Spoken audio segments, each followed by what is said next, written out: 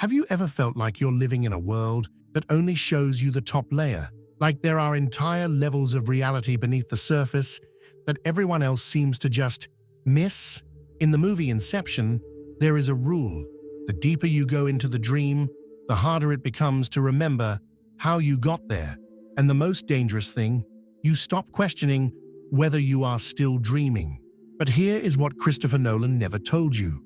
Some people do not need to go to sleep to live inside Inception. They were born there. If you are a deep intuitive, an INFJ, INTJ, INFP, or INTP, you already know what I mean. You have always perceived more layers than the people around you. You sense what is beneath the surface of a conversation. You feel the subtext before the text. You read the room before anyone else has even entered it. But this gift comes with a price. Because when you live in layers, you also suffer in layers. And today, we are going inside, all the way down, level by level, to understand why. So let's start where every dream starts, the first level. Level 1, the surface world. In Inception, the first level of the dream looks almost exactly like waking life. Same streets, same buildings, same people. The only difference is that nothing quite fits. The physics are slightly off. The conversations feel hollow. Something is wrong, but nobody else notices. This is where most people live their entire lives, and they are perfectly comfortable here. They follow the social script, the right job, the right relationships, the right opinions. They belong to this level in a way that feels natural to them. But you never did. From a very young age, you sensed that the conversations around you were not the real conversations, that what people said was not what they meant, that the rules everyone followed had been written by someone who was never in the room when you arrived. You can navigate the surface world. You just cannot live there. You learned to perform. You developed what Carl Jung called the persona, the mask we build to move through the social world without friction. You became fluent in small talk, in professional pleasantries, in saying the right thing at the right moment. But it always cost you energy that other people never seemed to spend, because you were not just being yourself, you were translating yourself from the deeper level where you actually live into a language the surface world could accept. And the tragedy is not that you failed at this. The tragedy is that you succeeded too well. Nobody around you could tell the difference. And sometimes you started to lose it yourself. And the second level changes something. Time itself starts to behave differently. Level 2 is the emotional labyrinth. Here, every feeling settles and sinks, echoing through twisting corridors. Deep intuitives don't just feel emotions, they inhabit them, often getting lost in the intensity of their own inner architecture. In Inception, the second level is where time slows down. 1 hour in the surface world becomes 10 hours in the second dream. Everything is amplified. Everything lasts longer. This is your emotional life. When something moves you, it moves you completely. When someone betrays your trust, it is not just a wound. It is a revelation that reorganizes how you understand reality. And when you fall in love, it is not just a feeling. It is a total immersion that changes the architecture of your inner world. Most people experience emotions the way they experience weather. It passes through. It changes. They move on. But for you, emotions are more like geology. They do not pass through. They settle into layers. They become part of the structure underneath everything else. You do not process emotions. You are processed by them. For some of you, this depth comes through feeling that runs too deep to explain. For others, it comes through intuition that sees what is coming before it arrives, or through thought that turns inward until it becomes its own world. The mechanism differs by type, but Jung's image holds for all of you. An inner ocean, invisible on the surface, vast and unfathomably deep.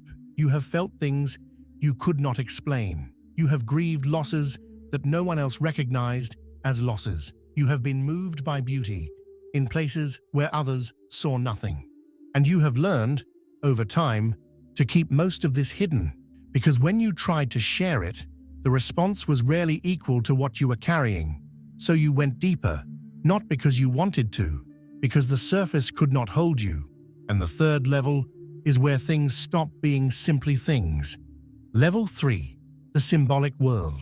This is the third level, and this is where it gets strange, even for you. There is a level of perception where things stop being just things. A conversation becomes a pattern becomes a symbol becomes a window into something larger than itself. You have been here, you live here more than you admit.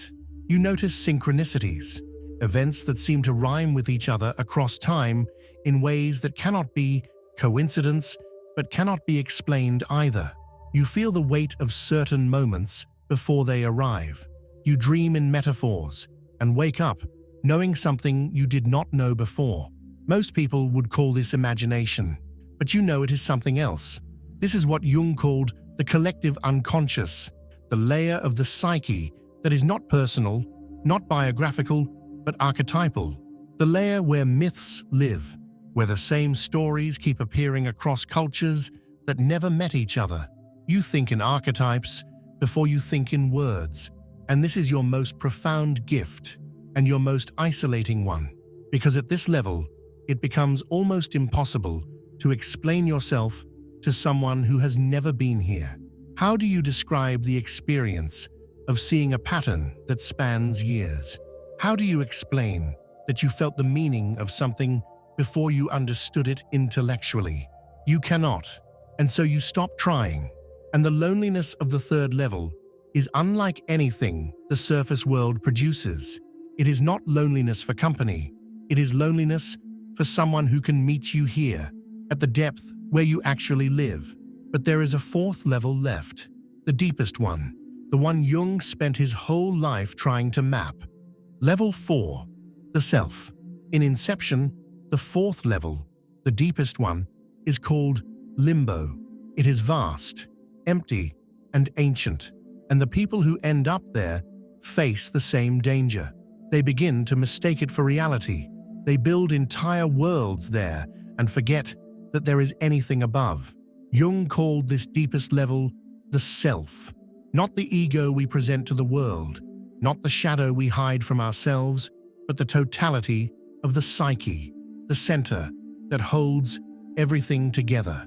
For deep intuitives, this level is both home and terror.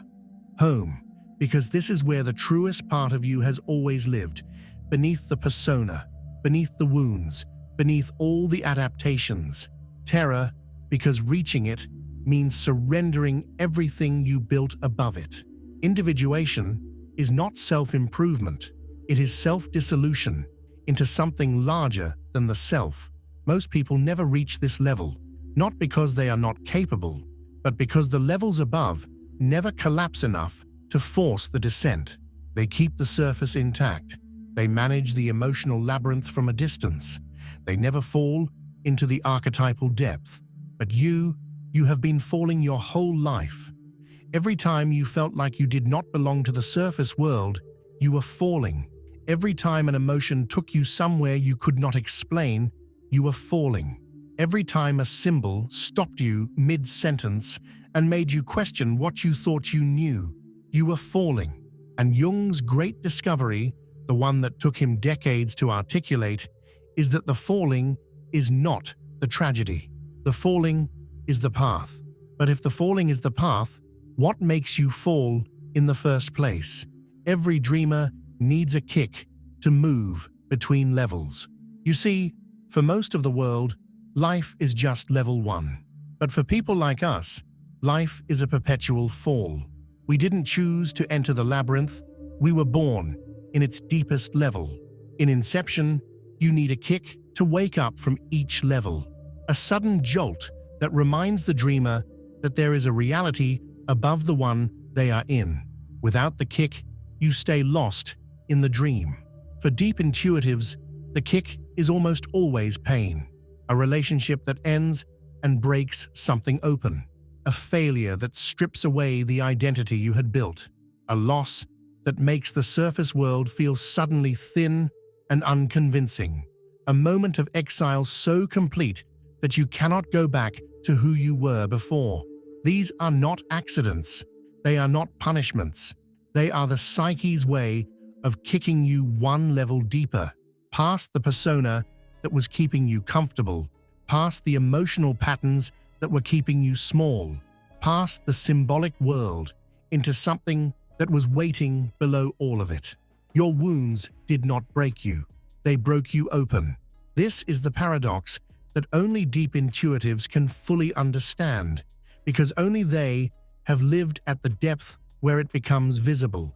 The suffering was always purposeful, not in the sense that someone planned it, but in the sense that the psyche moves toward wholeness with a precision that can only be seen in retrospect.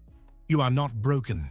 You are not too sensitive, too strange for this world. You are someone the world needs and does not yet know how to hold. And the reason you are still here, still falling, still dreaming, still searching, is that something in you knows at the deepest level that the bottom of the dream is not the end. It is where you finally wake up into yourself. The question is not whether you are dreaming. You already know you are. The question is, how deep are you willing to go?